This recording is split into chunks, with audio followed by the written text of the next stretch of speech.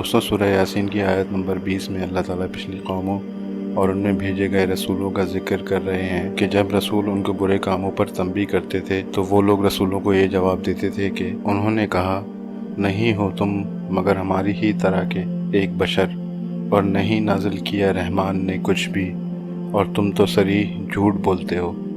سورہ یاسین آیت نمبر 15۔ پھر اللہ تعالیٰ سورہ یاسین کی ہی آیت نمبر 20 اور 21 میں فرماتے ہیں کہ اور آیا شہر کے دور دراز گوشے سے ایک شخص دوڑتا ہوا، اور اس نے کہا، اے میری قوم کے لوگوں، پیروی اختیار کرو ان رسولوں کی، پیروی کرو ان لوگوں کی جو نہیں مانگتے تم سے کچھ اجر اور وہ ٹھیک راستے پر بھی ہیں۔ پھر اللہ تعالیٰ سورہ یاسین کی ہی آیت نمبر 26 اور 27 میں اس شخص کے بارے میں بتاتے ہیں کہ اسے قتل کر دیا گیا، سو کہا گیا اسے کہ داخل ہو جاؤ جنت میں۔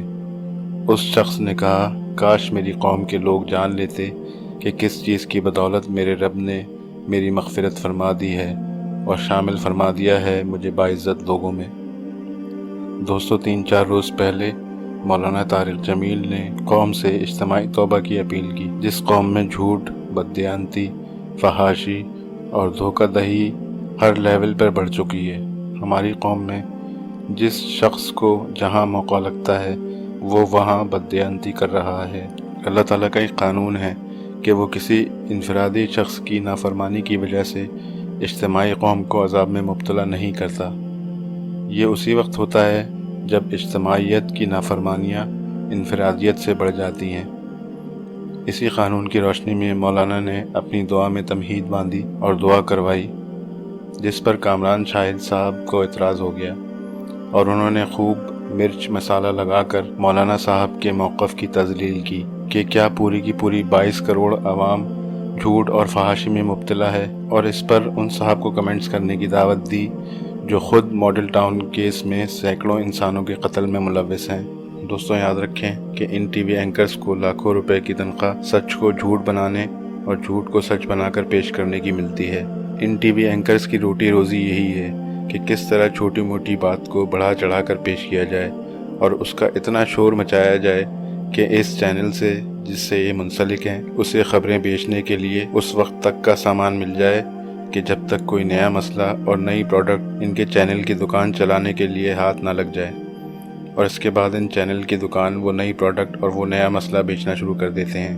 کامران شاہد اور حامد میر جیسے کئی اینکرز اسی فارمولے پر اپنی روٹی روزی کما رہے ہیں، جس روٹی روزی کے لیے وہ یہ نہیں دیکھتے کہ سامنے کس شخص کی ہرزہ سرائی کر رہے ہیں، وہ یہ نہیں دیکھتے کہ کیا سچ ہے اور کیا جھوٹ ہے۔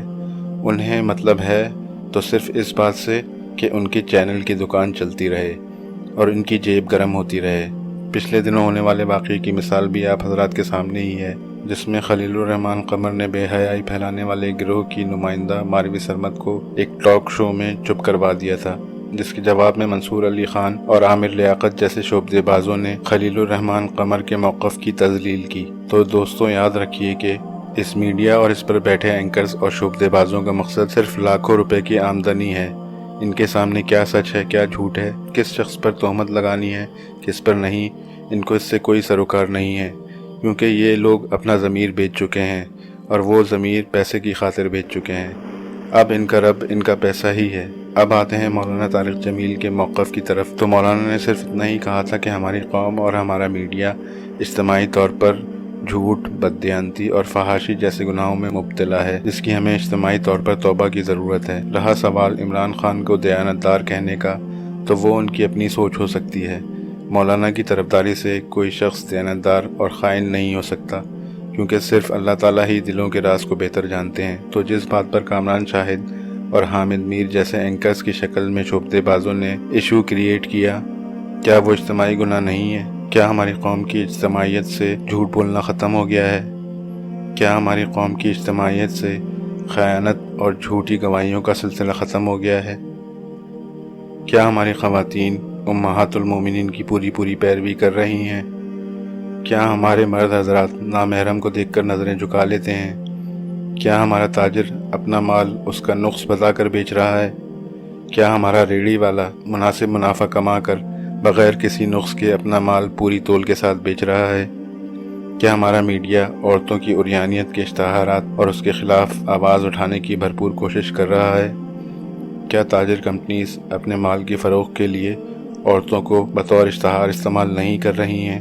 کیا ہمارا میڈیا کونڈم اور لیڈیز کی پرائیویٹ ایسیسریز جیسے اشتہارات کھلے عام نہیں دکھا رہا ہے؟ کیا ہماری پولیس اور دوسری لا انفورسمنٹ ایجنسیز پوری دیانتداری کے ساتھ اپنی ڈیوٹی کر رہی ہیں اور یہاں رشوت کا خاتمہ ہو چکا ہے؟ جو چیز ایک ہفتے پہلے 40 روپے کی مل رہی تھی، رمضان شروع ہوتے ہی وہ 100 روپے کی مل رہی ہے۔ کیا یہ دیانتدار قوم کی نشانی ہے؟ کیا ان حالات میں بھی جب کرونا کی تلوار ہم سب کے سروں پر لٹک رہی ہے، ہماری لیڈیز ٹی وی اینکرز کو بغیر دوپٹے کے یا گلے کے پٹے کو دوپٹے کا نام دے کر جالی دار آستینیں سجا کر اپنے ننگے ہاتھ دکھانے چاہیے؟ کیا یہ کھلی بے حیائی نہیں ہے؟ کیا ہماری یہ ٹی وی اینکرز اور میڈیا کی دوسری خواتین اللہ کے اس حکم کی دھجیاں نہیں اڑا رہی جس میں اللہ تعالیٰ مومن عورتوں سے کہہ رہے ہیں کہ اپنے سینوں پر اوڑھنیاں اوڑھے رکھا کریں؟ سورہ نور کی آیت 19 میں اللہ تعالیٰ فرماتے ہیں، بے شک وہ لوگ جو چاہتے ہیں کہ پھیلے بے حیائی ان لوگوں میں جو ایمان والے ہیں، ان کے لیے ہے دردناک عذاب، دنیا میں بھی اور آخرت میں بھی، اور اللہ جانتا ہے اور تم نہیں جانتے۔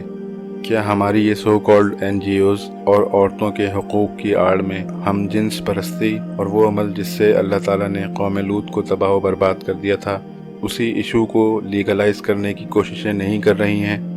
کیا یہ عورتیں اور ان کو سپورٹ کرنے والے ٹی وی اینکرز اور شعبدے باز مسلمانوں میں بے حیائی کو فروغ دینے کی کوشش نہیں کر رہے ہیں؟ کیا کامران شاہد اور حامد میر جیسے ضمیر فروش ٹی وی اینکرز اور میڈیا چینلز کے پاس ان سب باتوں کا کوئی جواب ہے جو مولانا طارق جمیل کے موقف پر انگلی اٹھانے کی کوشش کر رہے ہیں؟ اسی سورہ نور کی آیت 31 میں اللہ تعالیٰ کا ارشاد ہے، اور توبہ کرو اللہ کے حضور سب مل کر اے مومنو تاکہ تم فلاح پا جاؤ۔ کرونا کی آزمائش یا عذاب ہم سب کے سروں پر لٹک رہا ہے، کیا اب بھی ہمیں اجتماعی توبہ کی ضرورت نہیں ہے جس کی طرف مولانا طارق جمیل کا اشارہ تھا؟ اللہ تعالیٰ صاف طور پہ سورہ یاسین کی آیت نمبر 20 اور 21 میں اس شخص کا ذکر کر رہے ہیں جو اپنی قوم کو رسولوں کی تعلیمات کی طرف بلا رہا تھا اور جس کو اس کی قوم کے لوگوں نے اس کے رسولوں کی تعلیمات کی طرف بلانے کے جرم میں ہی قتل کر دیا تھا۔ اور یہاں مولانا طارق جمیل بھی لوگوں کو رسول اللہ صلی اللہ علیہ وسلم کی تعلیمات پر آنے کی اور قرآن کے حکم کے مطابق قوم کو اجتماعی توبہ کی دعوت دے رہے ہیں، مگر اس قوم کے اینکرز اور میڈیا چینلز ان کی توبہ کی دعوت پر ہی ان کی تذلیل کر رہے ہیں۔ فیصلہ میں نے اور آپ نے کرنا ہے کہ سوشل میڈیا پر ہم اللہ تعالیٰ کے حکم اور مولانا طارق جمیل کے حق میں آواز اٹھائیں یا پھر کامران شاہد اور حامد میر جیسے ضمیر فروشوں کے حق میں۔ دوستو، قرآن پاک کی آیات کی روشنی میں آپ یقیناً صحیح اور غلط کا فیصلہ کر چکے ہوں گے۔ اگر آپ کو یہ ویڈیو پسند آئی ہو تو اس ویڈیو کو لائک کیجئے اور دوستوں کو بھی اس ویڈیو کے ذریعے قرآن کی حقیقتوں سے آگاہ کیجئے اور شیئر کیجئے۔ آپ اپنی رائے کا اظہار کمنٹ سیکشن میں ضرور کیجئے گا۔ میرا نام ہے نور الرحمان اور آپ دیکھ رہے ہیں چینل ریویلنگ دا ٹروتھ۔ میں ملوں گا قرآن کے کچھ مزید حقائق اور انٹرسٹنگ فیکٹس کے ساتھ ایک نئی ویڈیو میں۔ اپنا بہت زیادہ خیال رکھیے گا۔ Thanks for watching this video. اللہ حافظ اور فی امان اللہ۔